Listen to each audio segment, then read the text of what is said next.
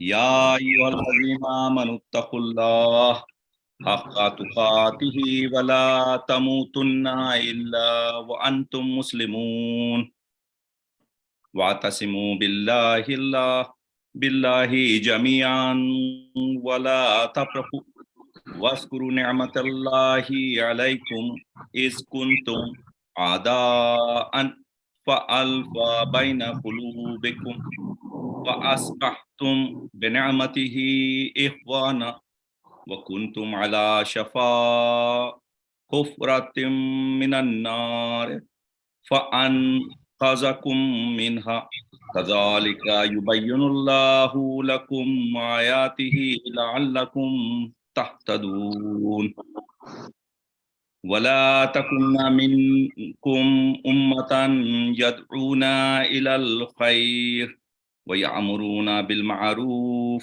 वयनहौना अनिल मुनकर वउलाइका हुमुल मुफ्लिहून। सदक़ल्लाहुल अज़ीम। अल्लाहुम्मा सल्ली अला मुहम्मदिन व आलि मुहम्मद।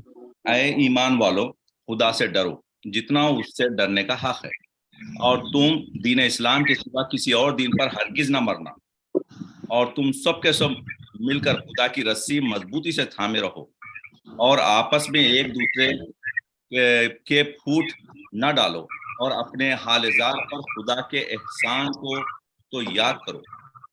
जब तुम आपस में एक दूसरे के दुश्मन थे तो खुदा ने तुम्हारे दिलों में एक दूसरे के लिए उल्फत पैदा कर दी, तो तुम उसके फजल से आपस में भाई भाई हो गए, और तुम गोया सुलगती हुई आग की भट्टी यानी दोजख के लब पर खड़े थे और गिराही चाहते थे कि खुदा ने तुमको उससे बचा लिया।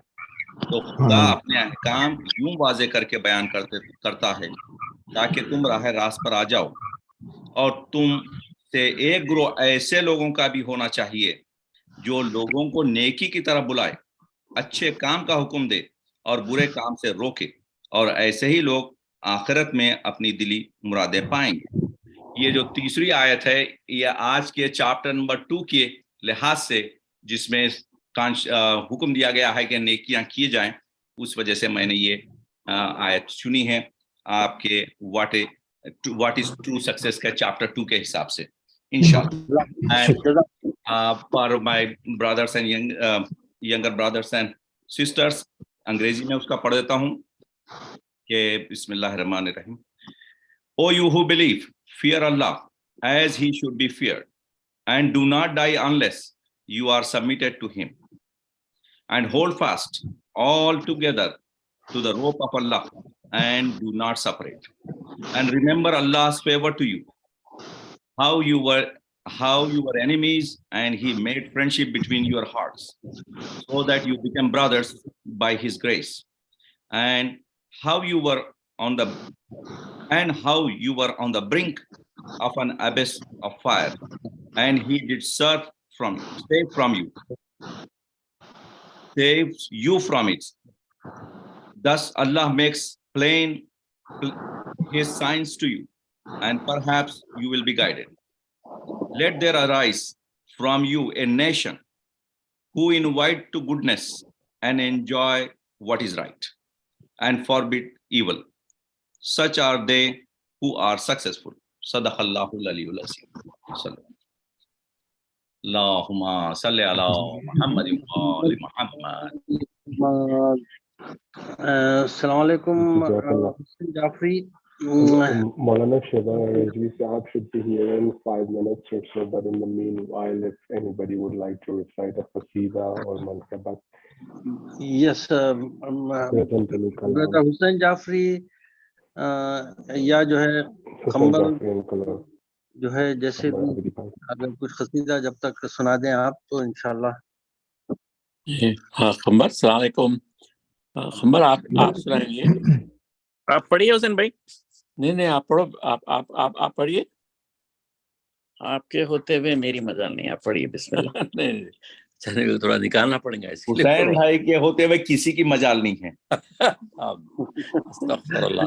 नहीं, मुझे जरा थोड़ा निकालना पड़ेगा मेरे को, जब तक अभी किताब वो And in the meanwhile, if we all can recite Surah Fatiha and اللهم صل على Surah Muhammad Ikhlas for all Mu'mineen and حسین ذرا Mu'minat. فاتحہ پڑھا دیجیے حسین جی کے لیے فاتحہ پڑھا دیجیے جو بھی تفصیلی ڈیٹیل میں نامہ لے کے آپ کی اچھا Hello. ٹھیک اس کی آواز صاف نہیں آ رہی حسین بھائی کی. جی جی جی جی اچھا آواز نہیں آ رہی میری؟ صاف نہیں آ رہی آواز, اوہو گونج رہی ہے آواز. ارے رے رے ہاں نہیں وہ خمر بابو آپ پڑھا دو بسم اللہ بول کے. جی اچھا صلوات اللہم صلی علی محمد و آل محمد. محمد جشن شبیر گھر گھر ہو دھوم دھوم کے آج زہرا کے اطراف گھوم گھوم کے تہنیت دیجئے پاؤں چوم چوم کے اے صلوات پر جوش جھوم جھوم کے. اللهم صل على محمد وآل محمد. گود میں فاطمہ کے ہے پیارا حسین نور معراج احمد کا تارا حسین رب کا پیارا ہمارا ہمارا حسین رب کا پیارا ہمارا ہمارا حسین دین اللہ کا ہے سہارا حسین. بہت خوب. ماشاء اللہ. کہہ رہا ہے یہ ایمان ہمارا حسین زوم کر بولے سلمہ ہمارا حسین کہتے ہیں کل رسولاں ہمارا حسین بولی مہر سلیمان ہمارا حسین. کہہ رہی ہے شجاعت ہمارا حسین بولی بڑھ کر سخاوت ہمارا حسین کہہ رہی ہے عدالت ہمارا حسین بولا حسن عبادت ہمارا حسین. ماشاءاللہ. کیا بات. علم کا ہے تقاضا ہمارا حسین علم کا ہے یہ دعویٰ ہمارا حسین عقل نے بھی سنایا ہمارا حسین نور حق بڑھ کے بولا ہمارا حسین. صلوات. اللہم صلی علی محمد و آل محمد. کہہ رہی ہے یہ خلقت ہمارا حسین ہائے کلم نبوت ہمارا حسین بولا راز شفاعت ہمارا حسین کہہ رہی ہے ولایت ہمارا حسین جوش کوثر پکارا ہمارا حسین خلد کہتا ہے پیارا ہمارا حسین عرش بولا ہمارا ہمارا حسین غم کا نعرہ ہمارا حسین انما کا ہے نعرہ ہمارا حسین بولی تطہیر کیا کیا ہمارا حسین خلقفا کا ہے کہنا ہمارا حسین خلق قرآن بولا ہمارا حسین. صلوات. بولی خاتون محشر ہمارا حسین سن کے کہتے ہیں حیدر ہمارا حسین بڑھ کے بولے پیمبر ہمارا حسین آئیے وہی داور ہمارا حسین بولو سب مل کے انعام دو یا علی حاجتیں سب کی برلائیے یا نبی آج پایا پسر شہ نے کیسا سخی اہل ایمان کا ہے آج نعرہ یہی، جشن شبیر گھر گھر ہو دھوم دھوم کے، جشن شبیر ہر بر ہو زوم زوم پہ، آج زہرا کے اطراف گھوم گھوم کے۔ صلوات۔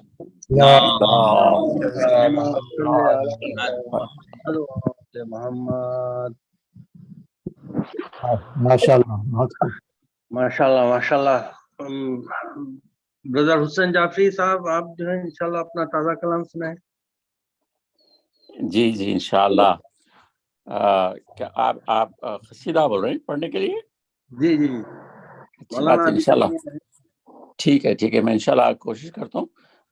ابھی ایک میں ریکویسٹ یہ کروں گا انشاءاللہ کہ آپ لوگ سب مل کے ایک سورہ فاتحہ جملہ مومنین اور مومنات کی ارواح کے لیے، اور دوسرا یہ کہ بالخصوص میں لسٹ بھیجایا ہوں یونس بھائی کو، میں کوشش کرتا ہوں یاد کرنے کی۔ نہیں میرے پاس محفوظ ہے، اگر میری آواز صاف آ رہی ہے تو میں مومنین کے سارے نام بتا دیتا ہوں۔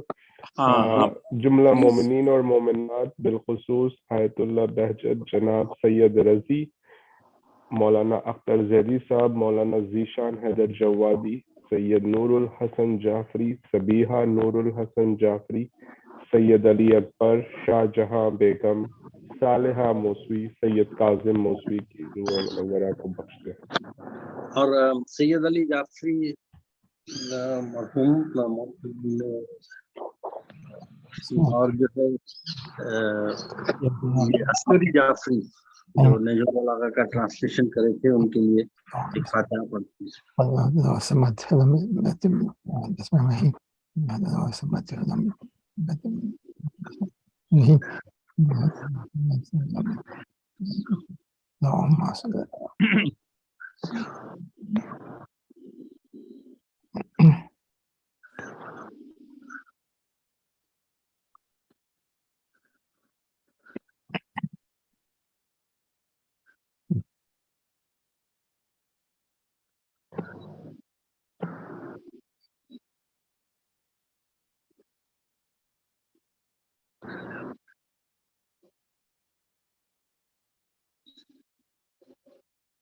صلوات بر محمد وعلی اللہم صلی علی محمد وعلی محمد۔ تو میں شروع کروں؟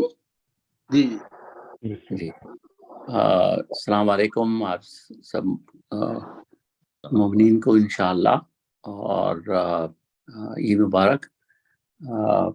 میں انشاءاللہ یہ جو بہت ہی مشہور پرازدق کی جو منقبت ہے امام زین العابدین علیہ السلام کی، اس کا میں انشاءاللہ تحت اللفظ پڑھوں گا اللہ چاہا تو۔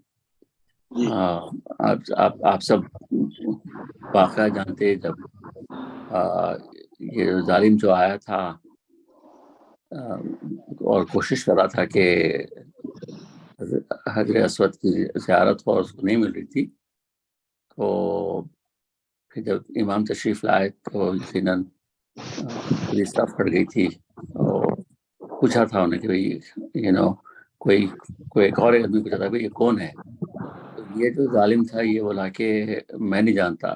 تو جب پرازدق قریبی تھے تو وہ پھر اپنا وہ یہ مولا کی شان میں یہ لکھے تھے۔ بسم اللہ الرحمن الرحیم۔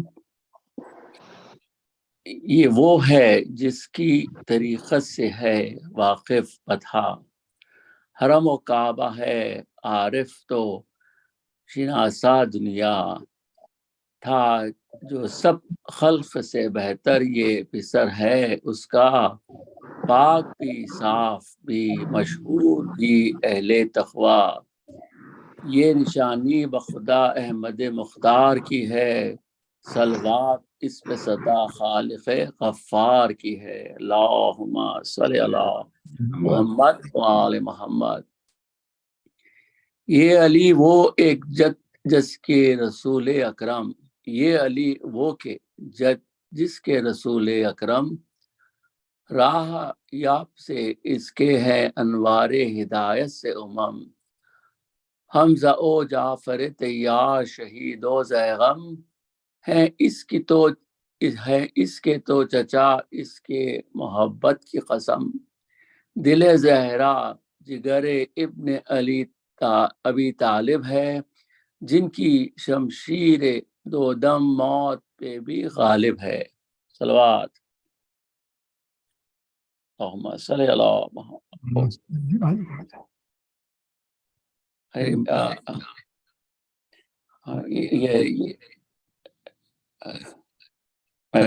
میری آواز آ رہی نازل؟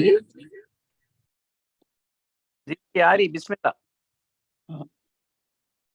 ہے ہدایت کی چمک صبح جبیں سے پیدا، ظلمتیں ہوتی ہے سورج کی طرح اس کی ضیا، اصل ہے آپ کے شجرے کے رسول دو سرا، نیک خو نیک سیار پاک نسب صلی اللہ، ابن زہرا ہے جو تو نے نہ پہچانا ہے، ان کے نانا ہے جس سے خم رسول نانا ہے۔ ہاں سوری،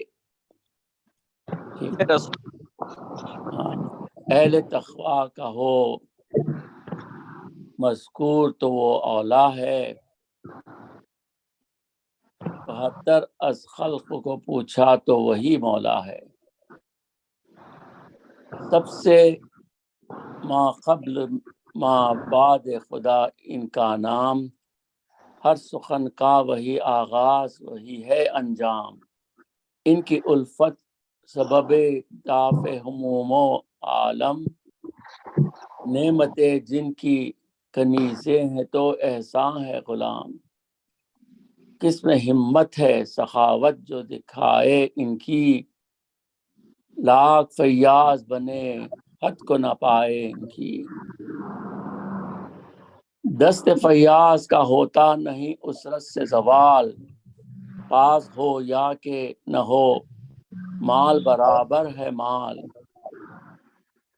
ہے وہ ماں بین قریشی ان کے مکانوں کا جمال، جو مصائب میں سہارا ہے مسائل میں مثال، خود صاحب بھی طلبگار کار مدد رہتے ہیں، وہ چھپاتے ہیں چھپایا کرے ہم کہتے ہیں، رو وہ چشم حیا میں ہے یہ جھکے چشم جہاں، مسکرائے جو نہ یہ کب ہے سخن کا امکان، آشنا لا سے ہوئی صرف تشہد میں زبان، یہ نہ ہوتا تو نہیں آپ کی ہو جاتی ہان، عام احسان جو ان کا پہ جمہور ہوا، غم مٹا فخر اٹھا رنج و علم دور ہوا، قریشی نسل سے ہیں آپ کے آبائے کرام، ایک نبی ایک علی جو کہ ہے بعد ان کے امام، جس کی توقیر یہ شاہد ہے جو سوچے خود کام، خندق و بدر احد اور شکستہ اسنام، آپ کو جانا ہے مولا عرفائے رب نے، پایا ہے دین خدا گھر سے انہی کے سب نے، اللہم صلی اللہ علی محمد۔ بس نسیمیں زمستان رسول اکرم، آج مولا سے ملا تجھ کو فرزدق کا حشم، شاہ سے برا حاضر ہے اس نے جو پایا تھا درہم، تیری محنت کا صلہ بھرا اماموں کا کرم، دم بدم تجھ شہیدی کی ثنا پڑتا ہے، لطف یہ ہے کہ خدا صلی اللہ پڑھتا ہے، اللہم صلی اللہ آل محمد۔ آپ سب لوگوں سے ایک معروضہ ہے کہ یہ جو شاعر تھے، شاعر اہل بیت تھے فرزدق، اور جو ہمارے دوسرے جو قوم کے جو شاعر گزر چکے ہیں، جس میں میر انیس ہے، مرزا کبیر، اور جو مولا کی شان میں اور اہل بیت کی شان میں، حضرت کی شان میں جو لکھے ہیں اپنے کلام، ان کے سب کے لیے ایک سورہ فاتحہ پڑھنی چاہیے. جزاک اللہ. بسم اللہ الرحمن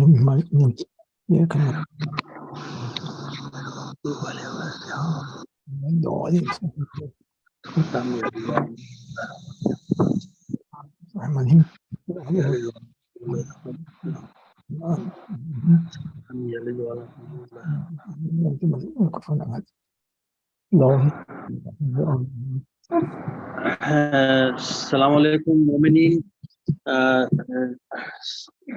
We are a little bit delayed on our schedule.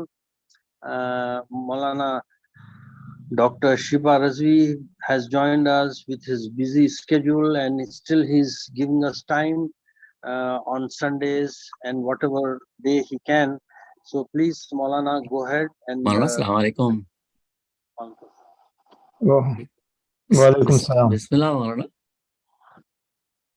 Maulana, is on mute.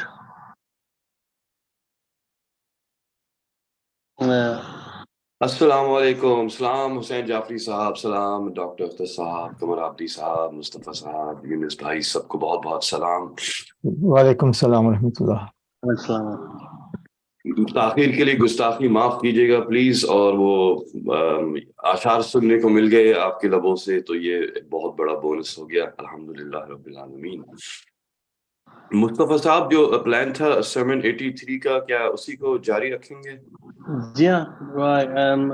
سید حسن اختر صاحب، آپ کیا رائے ہے اس کے بارے میں؟ ذرا میں کیونکہ ویکیشن پہ تھا، تھوڑا آؤٹ آف ٹچ ہو گیا تھا تو. جی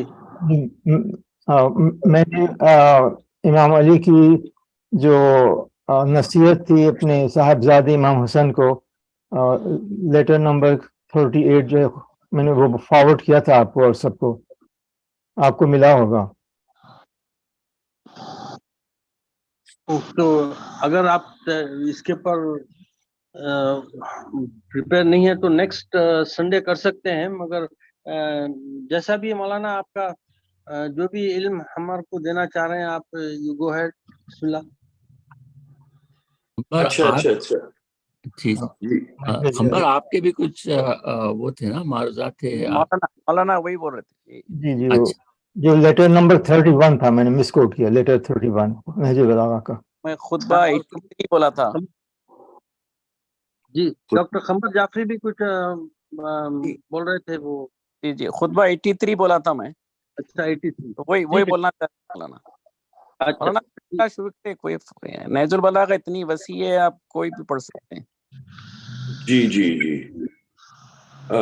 تو چاہیں تو سرمن آج اور پھر نیکسٹ ویک وہ انشاءاللہ وہ لیٹر کر سکتے ہیں، جیسے آپ لوگ کہیں. میں بالکل آپ لوگوں کے حکم کے آپ کو جیسی سہولت ہے مولانا، آپ کو جس سہولت.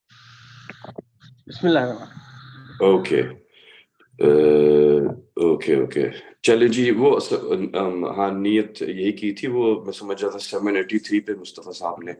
چلیں پھر لیٹر انشاءاللہ نیکسٹ ویک ڈسکس کر لیں گے آپ لوگوں کی اجازت سے. سرمن 83 خطبۃ الغرہ.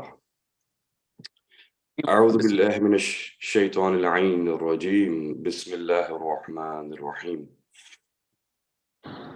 الحمد لله الذي لا يبلغه مدحته القائلون ولا يحصي نعماءه العادون ولا يؤدي حقه المجتهدون، الذي لا يدركه بعد الهمام ولا يناله غوص الفتن، الذي ليس لصفته حد محدود ولا نعت موجود ولا وقت معدود ولا أجل ممدود، فطر الخلائق بقدرته ونشر الرياح برحمته ووتد بالصخور ميادان أرضه وبلدين معرفته، ثم الصلاة والسلام على أشرف الأنبياء والمرسلين خير المبشرين والمنذرين شفيع ذنوبنا وطبيب نفوسنا وحبيب قلوبنا سيدنا ومولانا أبي القاسم محمد صلى على محمد وعلى محمد وعلى آله الطيبين الطاهرين المعصومين المظلومين صلوات الله عليهم أجمعين الذين أذهب الله عنهم الرجس وطهرهم تطهيرا اللهم صل على محمد وعلى محمد. Mu'mineen and Mu'minat, dear viewers and listeners, we continue our Nahjul Balagha discussions, and today we will take a little bit of a look at Sermon 83, which is also called Khutbatul Gharra. This is one of the magnificent sermons in which Amirul Mu'mineen salatu wassalamu alayhi has talked about many things like only the Masumin can do. And he has summarized our entire existence into one sermon. He has touched upon many things in this sermon, and he begins by saying, praise be to Allah who is high above all else. He is the giver of reward and distinction and dispeller of all calamities and hardships. And I pray to him for his continuous mercy upon his copious bounties. So Amirul Mu'mineen is reminding us of the bounties of Allah subhanahu wa ta'ala.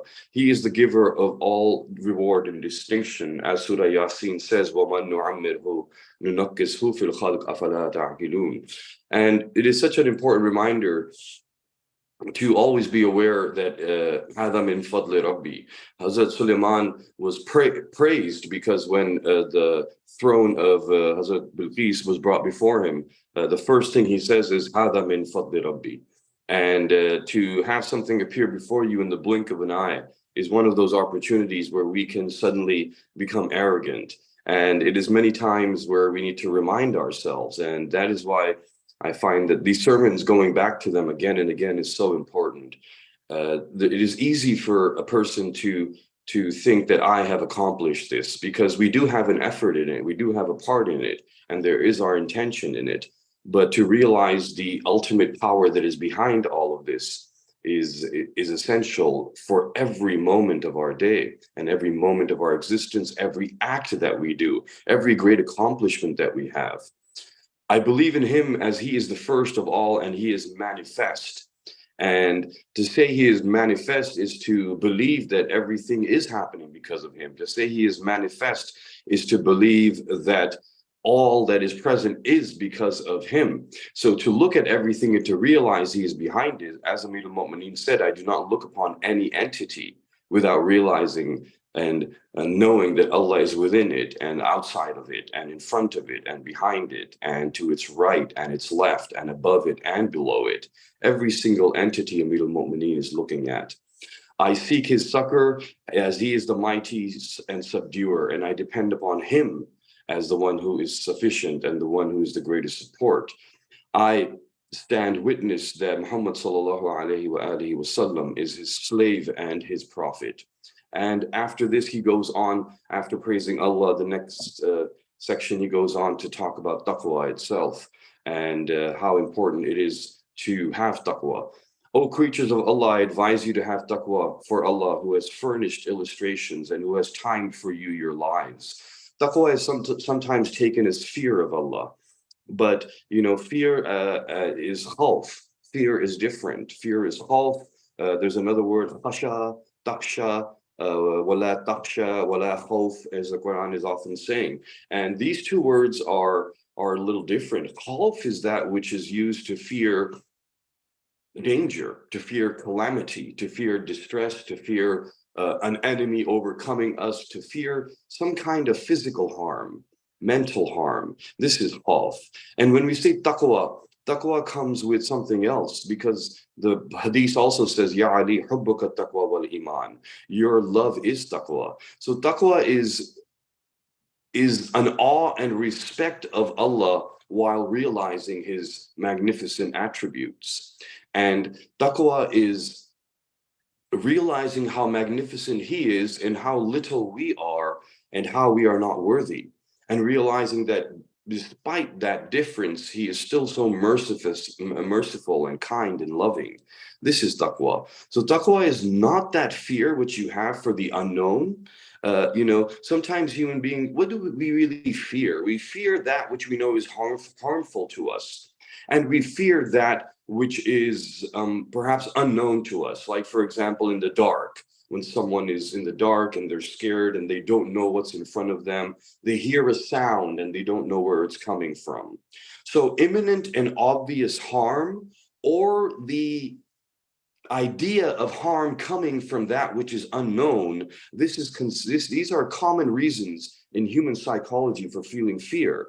Allah is not in any way harmful to us. Allah does not harm us. It is we who harm ourselves. So therefore, our actions bring the reactions, and those reactions will have negative impact sometimes, and we think of them as, punishment from Allah and azab from Allah, but those are his laws which he has placed.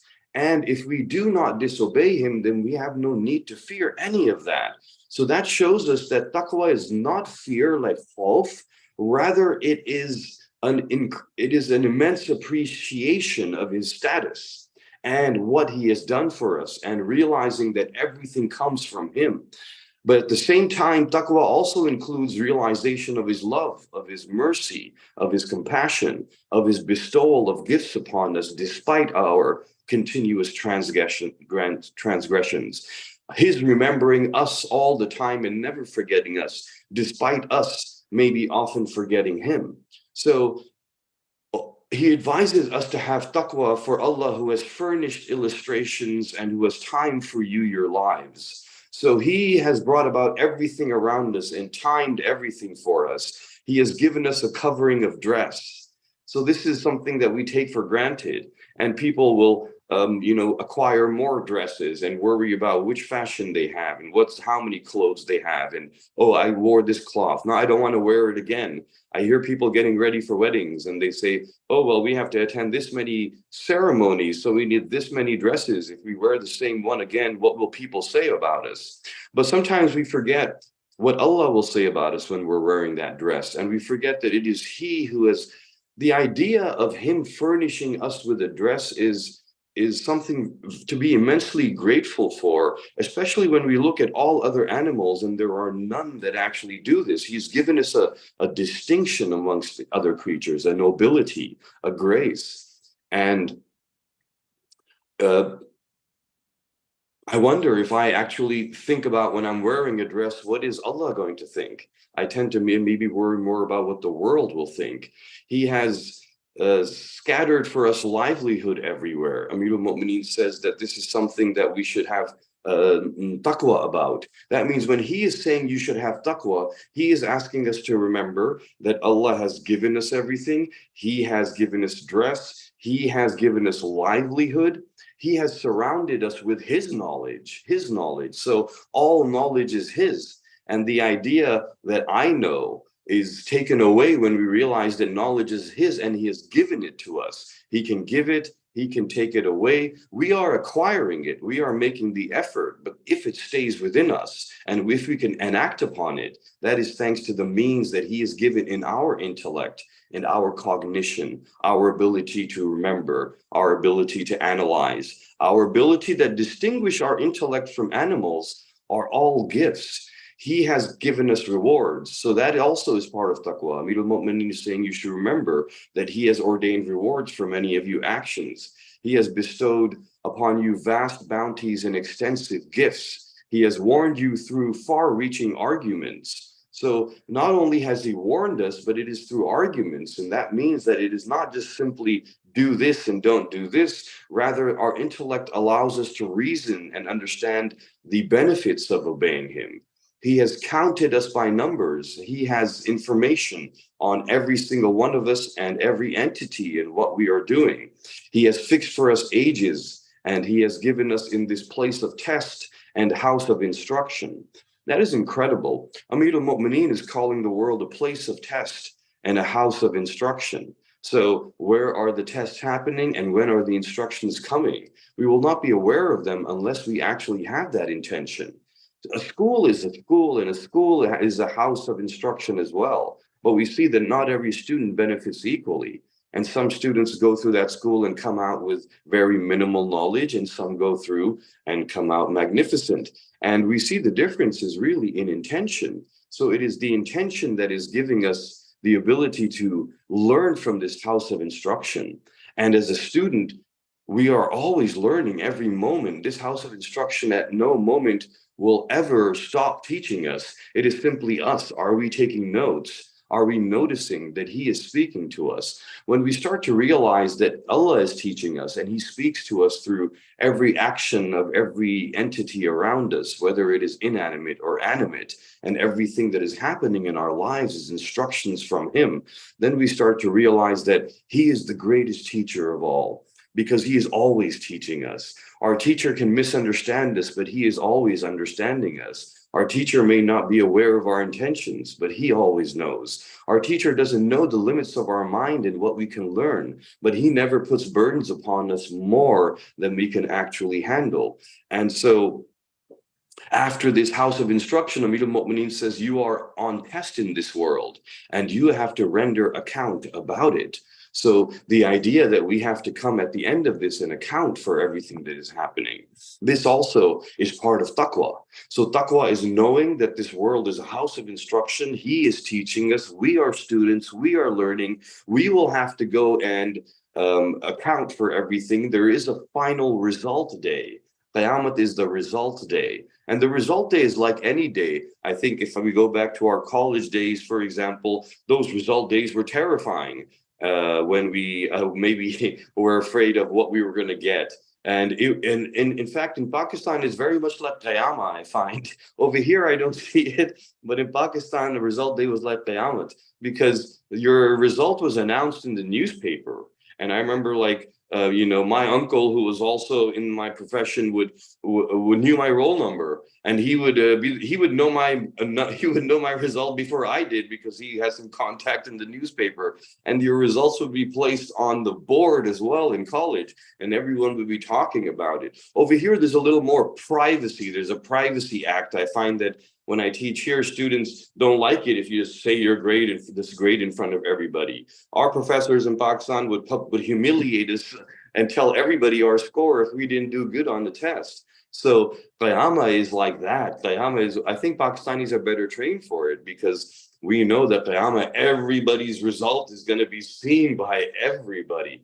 And that idea is terrifying in a sense. But also, if we are vigilant and if we are preparing and we're always cognizant of it, like I remember I would always be worried at exam time, but the top students and the ones who had worked hard all year, they would be looking forward to it. And they would be like, wait, where am I going to see my score? And then there would be a certain sense of, pride with them. And we too want to stand before the Masumeen. We want to stand before the prophets and our imams in a way that they are proud of us as well.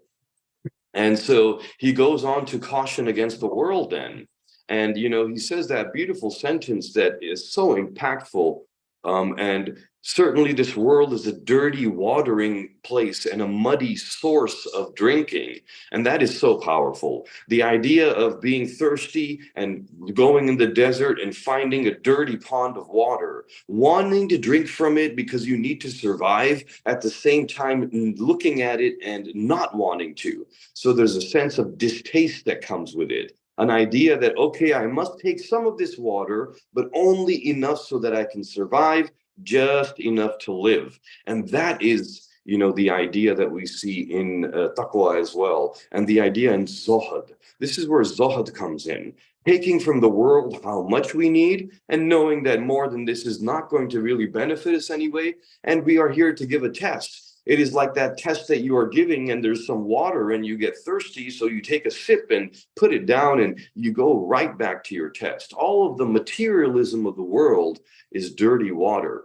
Its appearance is attractive and its inside is destructive. It is a deception, a vanishing reflection, and a bent pillar. This is incredible. The description that's being given here. It is deceptive. It will seem like it is clean, but it is not clean.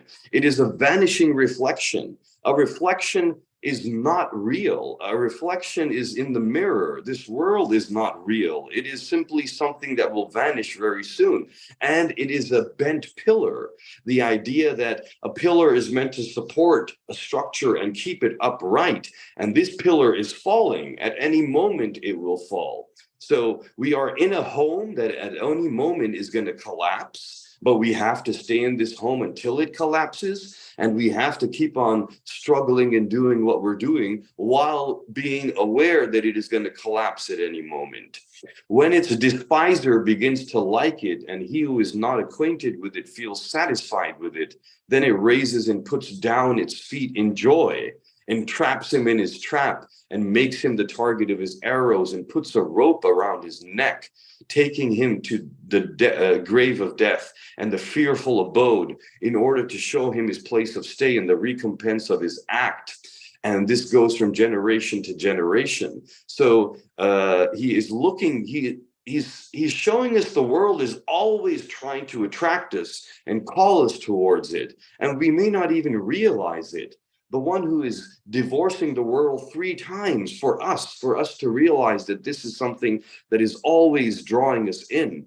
And this goes from generation to generation. So we learn to love the world in some ways from our previous generations as well. And when we are enjoying materialistic things in this world, then our children will enhance that and they will enjoy it more.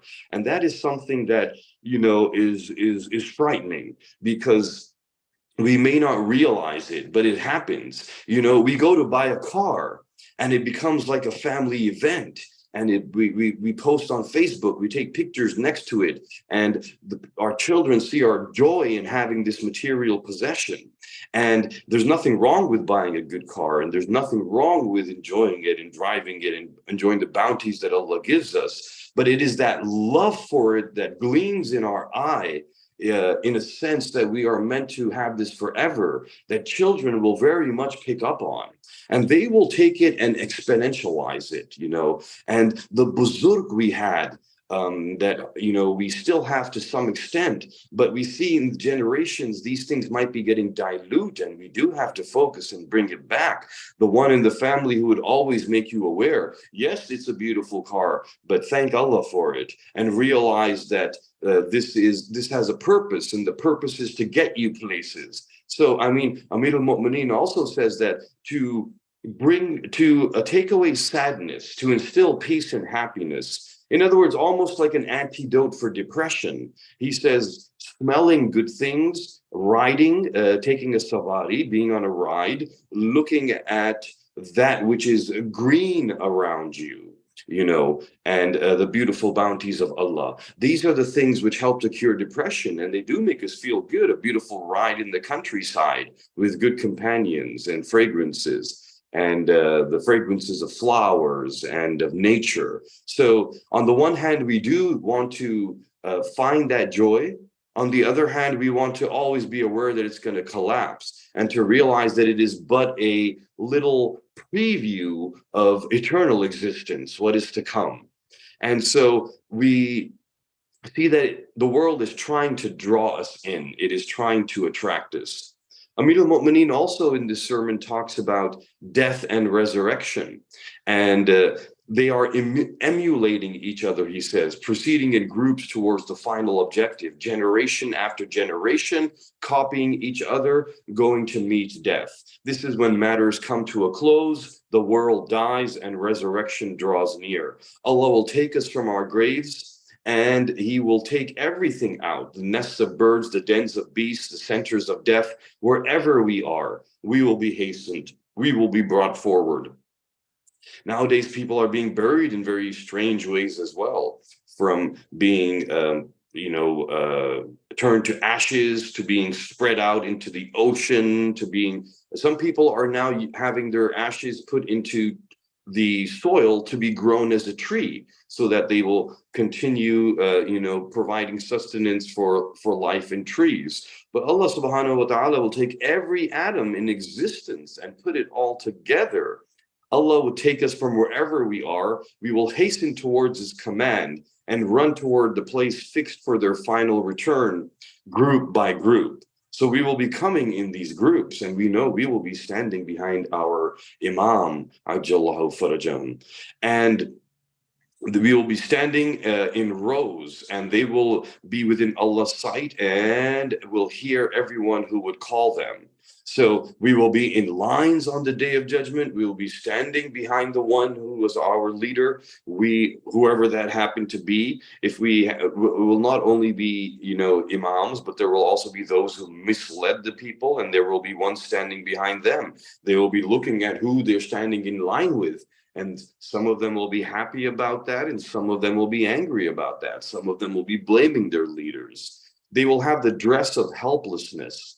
So the idea that now we have nothing to do but stand here and wait, it's like that line at the airport where you're waiting to go and the customs officer is going to greet you and see if I'll be allowed into the US or not. So there's a sense of helplessness there and a covering of submission and indignity. So that is where everything is revealed. That is where the Sattar al-Uyub that has covered everything now is revealing it. Will we be, and at that time it is said the followers of the Masumin, the ones who did have piety, they will be clothed. They will be with their loved ones. They will be remembering everybody who is around them. The Mu'min will remember his parents, his children, his siblings, his friends, and everybody who he encountered, especially those relationships that are under the light of the umbrella of the Vilayat of Amirul Mu'mineen and the Masumin. And so they would be having their hearts will be sinking quietly. Voices would be curbed down. They will be whispering to each other. Sweat will choke the throat. Fear will increase, ears will resound with the thundering voices of the announcer calling to the final day of judgment. What an incredible imagery Amirul Mu'mineen is giving us. This is one who has seen it with his own eyes. People have been created as a proof of his power, he says, and have been brought up with authority. They are made to die through pangs and placed in graves where they will turn into crumbs. Then they would be resurrected one by one, and their recompense will occur. So we see that the fear of that is incredible. He also goes on to talk about the beauty of zikr, and how there is beauty in taqwa, and how piety itself is achieved, and happiness is achieved through piety. Happiness is something that we have. It's part of some places' constitutions, is it not? Life, liberty, and the pursuit of happiness. Happiness is such a strange word, and happiness is something that people desire, people want, they struggle to be happy. Don't I have a right? So it seems to be this human right of happiness. But what is happiness really? Sometimes it is taken to mean joy. Why are you so happy today? Somebody is laughing and somebody is smiling and they are giggling, cackling, and we call that happy. But is that necessarily happy really? Sure, that is an emotion that is expressed in the manifestation of our joy. But happiness itself, over here, Amirul Mu'mineen, he is talking about something that is bliss, something that is inner peace. It is salamti. It is not letting the world either make us sad or make us happy. The source of our happiness is key. And if we are reactive and we are reacting to the sorrows of the world with sorrow and joys of the world with joy, then we are not in a constant state of happiness, a constant state of bliss. But the idea of happiness and the source being from within, and from within means from our qalb, and from our qalb means our metaphysical heart, and our metaphysical heart is the seat of iman and the seat of belief in Allah. So if it is always stemming from within, then there is always a calm sense. One who is truly happy is not necessarily always laughing and joking. In fact, we know that in the world we see those who are always joking and always laughing sometimes are hiding a sadness within them. So when he says that, happiness and peace comes from fear of Allah, comes from zuhud, comes from taqwa, we realize the source is internal. Then it is not reactive, rather it is productive. We are not reacting to circumstances with happiness, but rather happiness is being constantly produced from within. And he says that How appropriate are these illustrations that we have and the warnings, how effective they are when they are received by pure hearts and open ears and firm views and sharp wits. So the idea of the receiver being good is important, and the idea of purity. How he magnificently said that water, when put into a clam, becomes a pearl. That same water, when put into a snake, becomes poison. The idea that when someone who has marifa listens to the fazail of Amir al-Mu'mineen, feels happiness on his face. And the one who does not have marifa and iman becomes angry and says, what is happening over here? It is that reception of how we have received it and that joy that we feel. But that means that the source needs to be from within. So everything is a stimulus upon us. Every event around us that is being perceived by our mind is stimulating our mind in a negative and positive electrical pattern. Our brain is just a series of negatives and positives. And when we receive stimuli, they may be received as negative and positive as well. So it is very dependent upon the receiver itself. And sometimes we find that we don't focus on the receiver. We are focusing on the stimuli. We are trying to change the stimuli around us. We want certain things around us to make us feel this way. We want certain things to go away around you. It could be the circumstances, it could be the individuals, it could be the various materials and objects around us. It could be so many different things in your 24-hour day cycle. Everything that is around you, and it is being perceived by you. We either want some things to go away because they will make us happier, or we want some things to change, or we want to add some things, and then we feel that we will receive this in a positive way. However, all we really need to do is change the stimulus, and then everything else around us will be perceived differently. So the idea of changing perception, that is what taqwa should do. And Amir al-Mu'mineen says that fear Allah, like him who listened to good advice and then bowed down before it. When he committed sin, he admitted it. And when he felt fear, he acted virtuously. And when he apprehended, he hastened towards good acts. So when he received something, he immediately wanted to do something good with it. When he believed, he performed virtuous acts. When he was asked to take lesson from this world, from what's happening around him in this world, he did take lesson. When he was asked to stay away from something, he responded to the call of Allah. This is beautiful, and he leaned towards him. This is one of the most incredible statements, when it comes to refraining and saying no to things. The idea that Allah has given us the power to say no is incredible. The fact that we can say la, that is amazing, because now being able to say no, and that not what our youngsters have with peer pressure? They're not able to say no. I remember when drugs were, a big thing around us, in the US even. I remember there was a campaign, and the banners would say, "Just say no." And just say no meant say no to it. Don't do it. And Amir al-Mu'mineen, is saying the same thing, of course, far more eloquently and far more universal. But the fact that you can say La ilaha illallah, and not only that, Amir al-Mu'mineen is telling us that when a temptation comes before us, it is an opportunity to come closer to Allah. So when he says that if you abstain from the evil and respond to the call of Allah, you have leaned towards him.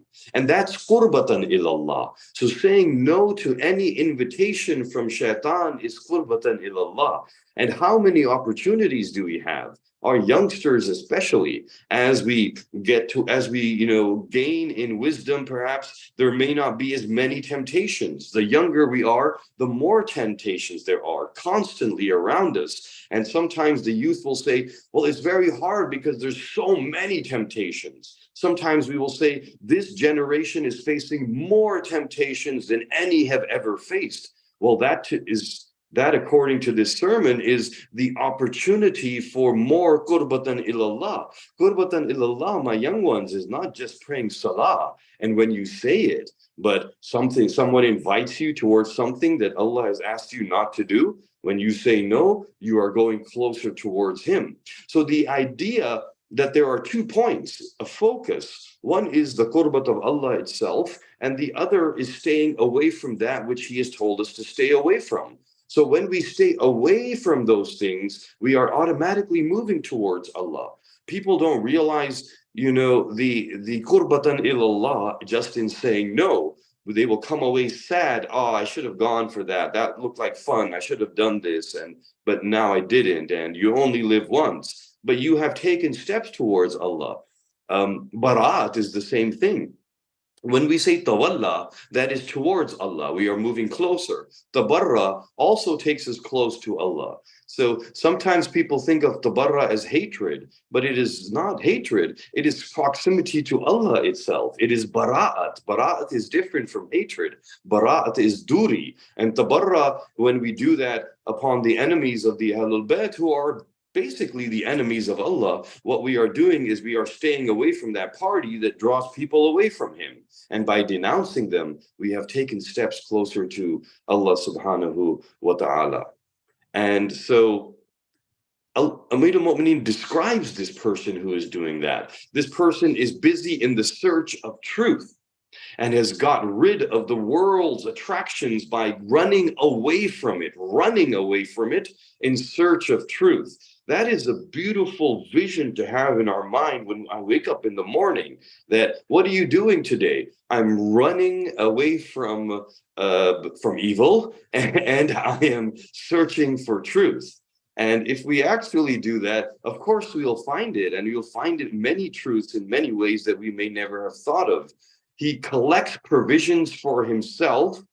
He does collect provisions, but the provisions are ahsanu amala, the beautiful acts. Those are the provisions we are collecting. Sometimes I may be worried more about how much the bank is collecting and how much I have in my home, in my refrigerator. But the idea of collecting good acts as provision and realizing this has gone into our bank balance, it should make us almost, in a sense, greedy for good acts. And he has purified his inner self, built for the next world. So, Allah subhanahu wa ta'ala gives us this body, but we are actually creating it. He gives us a human nafs, but we may turn it into an animal, we may turn it into an angel. That is completely up to us. And we are building and molding this character within that is not seen right now in the world, but it will be unveiled on the Day of Judgment. And all of our acts are building it. So we are sculpting, and there is a statue, a concrete block before us. With the chisel, we are sculpting it away, and we will present it, but we are not seeing it. We are like the artist that is blind, but is aware that they are making something. And how good it's going to be, we will only know once it's unveiled. And we are sculpting with the chisel of good acts. We are sculpting with the chisel of charity, of kindness and mercy, and moving away from everything that he has said. All of that causes a beautiful form to come within us that will be unveiled when we go. And that time is when, as our holy Imam said, that living is not the act of breathing and the heart beating, but rather living is when the curtains are lifted from in front of our eyes. And that only happens after we close our eyes. And therefore, the one whose eyes are open is actually in death. And life will begin once you close your eyes. And what people of the world call death is life, and what people call life is death. So it is through this death that we are leading toward life. الَّذِي خَلَقَ الْمَوْتَ وَالْحَيَاةَ. He has created maut first, and then hayat. I did start a little late, and we got maybe through 1/3 of the sermon, but I didn't want to take more time than our usual time, and I'll pause over here. So, Jazakallah, Mustafa Sahab or Yunus Bhai, would you like to take over? I'll end with a dua. Bismillahir Rahmanir Rahim. May Allah increase in our tawfiqat, in our rizq, in our health, in our ability to obey Him, and our ability to stay away from those acts which He has asked us to refrain from. May we hasten and run towards Him in the search of truth, and may we run away from that which He has asked us to stay away from. It's incredible, you know, the running, because the world, and Amir al-Mu'mineen says running, and that is basically what we should be doing in this world. Not the 1 hour jog every day is excellent, but the act of constantly running, that we're always running towards truth. May Allah bless all those who are sick, Bari Allah, jo bimar hain, unko aaj 5 شعبان ہے اور اس مسیحا کی آمد ہے جنہوں نے کائنات کو شفا بخشی، جنہوں نے اللہ کے مقصد کو کربلا سے شام اور شام سے مدینہ اور مدینہ سے کائنات میں پھیلایا. بار الہ امام کے صدقے میں تمام بیماروں کو شفا یابی عطا فرما، جو مقروض ہیں ان کے قرض ادا فرما، جو بے روزگار ہیں ان کو رزق حلال عطا فرما. ہمیں توفیق دے کہ ہم ہر لمحے تیری یاد میں گزاریں، امام کے انتظار میں گزاریں، ان کے ظہور میں تاجیل فرما، ہمیں ان کے جان نثاروں میں شمار فرما. آمین تم آمین. اللہم صلی اللہ محمد وآل محمد. مصطفی سورہ فاتحہ کے لیے کچھ نام ہیں؟ ہاں، جو ہے سید محمد عسکری جعفری، سید نور الحسن جعفری اور سبیہ جعفری، اور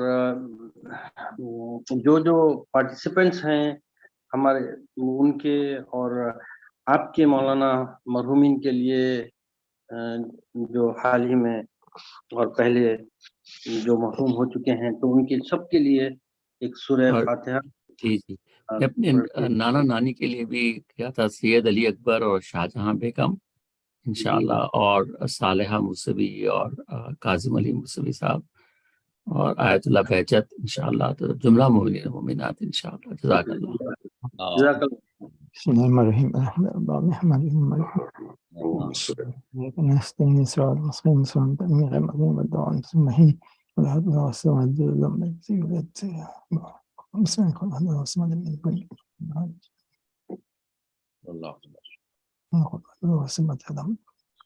اللهم صل على محمد وآل محمد.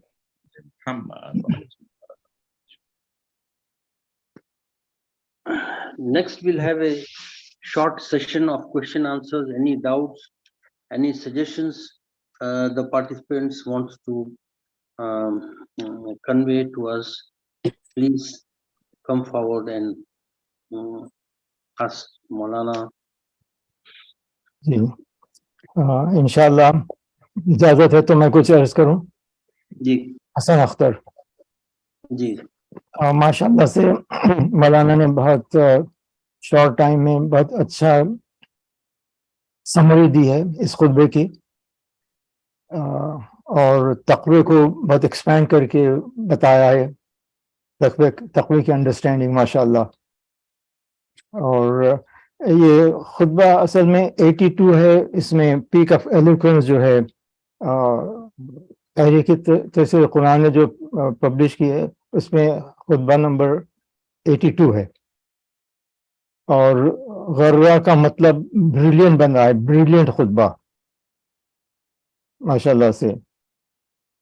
تو وہ اور ایک انڈرسٹینڈنگ تقوی کی گاڈ ویرینس ہے. گاڈ ویرینس کا مطلب ہے very watchful and very careful, and which means that if we are very wary of God, we are watchful that God is watching us, then what we do, what we say, even what we think, we are careful about it, because we know that God is noticing that, and that makes us very, very careful about our actions and even our thoughts, mashallah. So that's one more understanding of taqwa. That's all I had to say. Subhanallah, Subhanallah. Beautiful, doctor. Beautiful. If you permit me, I want to extend one more point on that one, if you don't mind. سید ذکی صاحب مرحوم اللہ ان کو جوار رحمت میں درجات عالی عطا فرمائیں، ایک ایگزامپل دیے متقی کا. جب وہ یہاں پر آئی سی میں کرتے تھے، یہاں پر لیکچرز دیتے تھے، انہوں نے کافی آئی سی بنایا اور پھر بازو وہ آئی پی ایف کی مسجد بنائی، بہت ہی متقی تھے. تو انہوں نے ایک ایگزامپل دیا اور وہ ہمارے ذہن میں بہت اچھا جم گیا. وہ یہ بتایا کہ جیسے ہر طرف کیلے پڑے ہیں، کانٹے پڑے ہوئے ہیں، اور وہ شخص جو دیکھ دیکھ کے اپنا قدم رکھتا ہے کہ کانٹا نہ چپ جائے، کیلا نہ چپ جائے، گندگی نہ لگ جائے، اور ہر طرف گندگی پھیلی ہوئی ہے اور کئی جگہوں پہ بالکل قدم رکھنے کی اتنی جگہ بچی ہوئی ہے، اور وہ قدم دیکھ دیکھ کر رکھ رہا ہے، اس شخص کو متقی کہتے ہیں. ایک اچھا ایگزامپل دیے. سبحان اللہ، سبحان اللہ. آج کی دنیا میں ہم دیکھتے ہیں کہ ہر طرف گندگی پھیلی ہوئی ہے، اور ہر ایکشن جو ہمارا ہونا چاہیے اس سے بچ کر ہمارا ایکشن ہونا چاہیے، تو ہم اس زمرے میں شمار کیے جائیں گے. بہرحال متقی کا وہ ایک ایگزامپل دے کے اس کا ڈیفینیشن بتائے تھے، بڑا پسند آیا. سبحان اللہ. مولانا صاحب میرا ایک کلیریفیکیشن ہے، یہ آپ اپنے خطبے کے پریزنٹیشن میں یہ آپ ذکر کیے کہ آپ کے جو مطلب اعمال تھے دنیا میں وہ سب کو نظر آ جائیں گے، اور یہ بھی ہے کہ قیامت میں عروان اٹھائے جائیں گے، مطلب nobody is going to wear any obviously any sort of covering. تو اس میں دو پوائنٹس مجھے آئے مولانا. ایک تو یہ ہے کہ اللہ کی صفت ستار العیوب کی ہے، اور یقیناً وہ ستار العیوب صرف یہ دنیا کے لیے نہیں ہے مگر یقیناً آخرت کے لیے بھی ہے. اور مجھے یہ بھی یاد آ رہا تھا کہ بی بی فاطمہ بنت اسد حضور سے معروضہ کیے تھے کہ مجھے اپنے ابا میں مجھے دفنانا، تو چونکہ میں پھر روز قیامت پھر انشاءاللہ میرے بھی I'll have a covering. تو اس پہ آپ کچھ روشنی دے سکتے مولانا کہ مطلب اللہ کی جو ہم رحمت اور اللہ کے مطلب جو کرم ہے، how is that going to change on the day of judgment, on the day of Qiyamah, taking into account these two short examples which I have offered. Yeah, بالکل صحیح کہہ رہے ہیں. And when we compare it to this world, and when we compare it to this existence, this life, how we would feel, or how people would feel at that time, with the idea of uncovering, etc. Then I believe I'm not remembering the exact book and the exact statement, but this question was also asked of one of our Masumeen as well. And the gist of the answer, mafhum, which is in my mind right now, was that it won't be like this world. That means that the perspective that we have and how we're feeling about it or what we're thinking about it won't be like this world. People will be so worried about everything else that is happening around them that this will not be in their mind in the slightest, that anybody is, if they're uncovered, that anybody is covered or anybody is uncovered. Rather, they will be so much intent upon what is going to happen and what are the judgments being given and what have I done in my life, that they won't even remember their parents and their children. And वो जो एक कैफियत होती है जो यहाँ पे होती है दुनिया में ऐसी चीजों से, वो वहाँ पे नहीं होगी. इंसान के जहन में बहुत सी चीजें होंगी, लेकिन I think and maybe it is, it might be metaphorical, it doesn't have to necessarily be uncovered in the sense of clothing. It could also be metaphorical, as in it is uncovered in the sense of कितने सोच थे, कितने acts थे, और वो चीजें थी जो हम समझ रहे थे छुपे हुए हैं, लेकिन अब आश्कार हो गए हैं दूसरों के सामने. Mashallah, I think that's very good metaphor. Our actions, our thoughts, our inner feeling of the heart will be exposed to everybody. So, जी, माशाल्लाह, थैंक यू. मगर किसी इमाम से उनके मानने वाले ने इसका सवाल किया था, मुझे याद नहीं कौन से इमाम थे, तो उन्हें कहा नहीं तुम कवर्ड हो गए. इसका मतलब है कि एटलीस्ट इमाम के मानने वाले जो हैं कवर्ड हो गए. Rest of the humanity we don't know. और अगर आपको याद है, यकीनन दुआ अहद में लिखा है कि जब उठेंगे, कब्र से उठेंगे और इमाम की सपोर्ट के लिए, तो कफन पहने भी होंगे, हाथ में तलवार होगी. सुभान अल्लाह. But I think Maulana may be emphasizing that you will be preoccupied with your own actions, that you are not necessarily going to look at others as to what they have done. So matlab, it is not like Allah wants to shame you in front of others, right, Maulana? I mean, that is the gist of what I'm, Exactly. Ji bilkul Hussain Saab, that's right. It is simply we ourselves will feel that way, right? Because now all of our actions are now what he was hiding with his own grace, he is now not hiding anymore, right? And so now and now we see that, and that is more powerful than the uncovering of the body. It is so much more overwhelming that those uncoverings, if they are there, would be furthest from their mind. Maulana, magar yahan pe contradiction hai. There's a contradiction here on what we're discussing.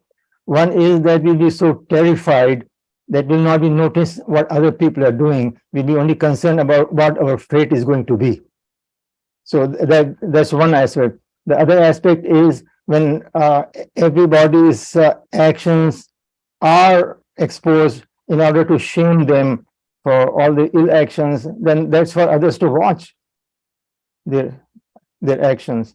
I think there is another angle to this in the sense that in this world we are hiding from things, but our own parts of the body is going to be witnesses to what we have done. And that's where the Imam is talking about the dress of helplessness and the covering of submission and indignity, that your hearts would sink, desires would be curbed, the voices would be curbed down, sweat would choke your throat. So this is what the Imam is saying in the khutbah. So in Qiyamah, as Maulana said and Imam has said, basically you're on your own, and you would not be worried about anybody else. बेशक जी, go ahead. आप मुकम्मल करें point. नहीं, आप बोलिए. बेशक नफ्सा नफ्सी का हाल रहेगा. और एक आयत है, शायद मौलाना साहब को याद हो वो, कि जिनके बुरे आमाल रहेंगे, बद आमाल, उनके चेहरे सिया रहेंगे. ये है एक्सपोजर. मगर एट द सेम टाइम किसी को हक नहीं रहेगा जब तक अल्लाह उसको इजाजत ना दे कि वो गुफ्तगू करे. नफ्सा नफ्सी का हाल है.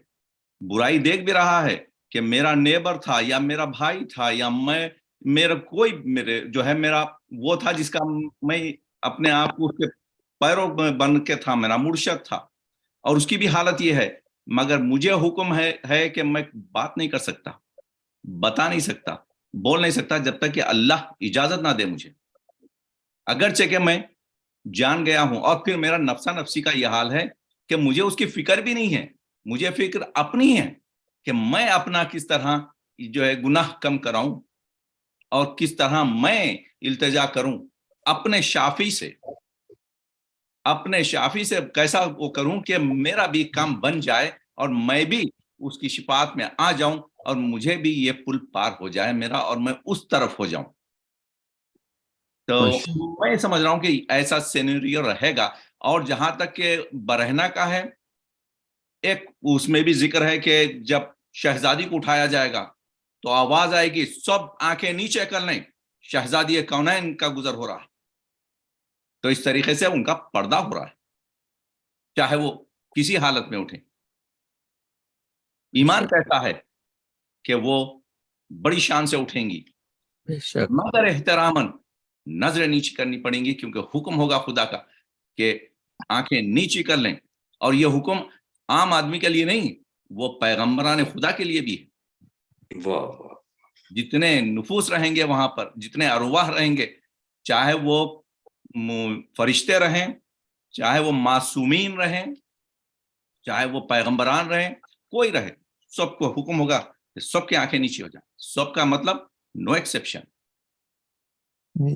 MashaAllah.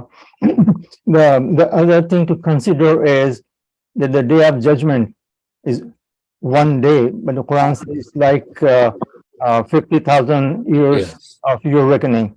So if the day of judgment is 50,000 years, and we are told that there will be 50 stations, each station is 1,000 years, and people will be going through that. So in different stages, people will be in different conditions, not necessarily will be in one same condition. And also when they are allowed to speak, not to speak, that may change also depending upon what stage people are. But when everyone is grouped in front of the seat of Allah, then we are told that the followers of the Imam will be on their side. They'll be grouped on their side. And actually, each Imam will have his followers during his time. Like this is the time of Imam Mahdi alayhi salam Nahjul Balagha. So all the Shia's followers and his lovers will be with him. And the time of Imam Ali, his followers will be with him. In that way, all the people will be grouped. As far as other Nabis are concerned, their people will be with them. So it will be grouping. That's what I understand. So then it's hard to conceive that at that time when the Nabis will be there, the Imams will be there, and people will be with them, that they will be devoid of any dress. So we don't know. We don't know the reality of that. So probably left to imagination in what condition we will be. سورہ واقعہ میں ایک چیز اور بھی ہے, جن کے اعمال بد ہوں گے ان کو بائیں ہاتھ میں اعمال دیا جائے گا. That's easily telling that these people are bad, کیونکہ ان کے بائیں ہاتھ میں اعمال دیے گئے ہیں. جو اچھے ہوں گے ان کے ہاتھ میں سیدھے ہاتھ میں اعمال دیے جائیں گے, یا ان کو سیدھی طرف رکھا جائے گا. جو برے اعمال کریں گے ان کو بائیں طرف رکھا جائے گا. This is also an exposure کہ that group is not good, or that person who has his اعمال in the left hand وہ نہیں ہے. تو یہ بھی ایکسپوجر ہے, مطلب not to insult somebody but to do the justice. اب وہ لوگ وہ زمرے میں جو بھی کریں ان پر شفاعت ہوگی, جو ہوگی جیسی ہوگی, وہ الگ مرحلہ ہے. مگر جہاں تک کا یہ ہے, چہرہ سیاہ رہے گا, بائیں ہاتھ میں ان کے اعمال دیے جائیں گے, یہ صاف آیات میں لکھا ہے. اور اس کے بعد ہے وہ لوگ جو سابقون ہے, وہ ان کی تو منزل اور ہی ہے. یاد ہے آپ کو وہ میمنہ تو مشعمتا, وہ بہرحال مجھے یاد نہیں رہا وہ سورہ واقعہ کا, تو وہ اس میں ذکر ہے یہ کہ بائیں ہاتھ والے بائیں ہاتھ والے ہیں, سیدھے ہاتھ والے سیدھے ہاتھ والے ہیں, اور جو آگے بڑھ کے کر رہے ہیں سابقون ان کا الگ ہی ہے. اور وہ لوگ تو جو ہے تکیہ لگائے بیٹھے رہیں گے, آپس میں رہیں گے, بیٹھیں گے, اور جنت کا پورا منظر بتایا گیا سورہ واقعہ میں. تو اس میں بھی الحمدللہ بہت بہت شکریہ. I didn't mean the discussion, مگر الحمدللہ it turned out to be a very rich discussion. جزاک اللہ. انشاءاللہ اپنا ٹائم ختم ہوا ہے. سو جاؤ, کون منع کرے. سب کے لیے دعا کریے, اور انشاءاللہ نیکسٹ ویک ہم جو ہے پھر سے یہی ٹائم پہ آنے کی کوشش کریں گے. جزاک اللہ, and thank you for participating.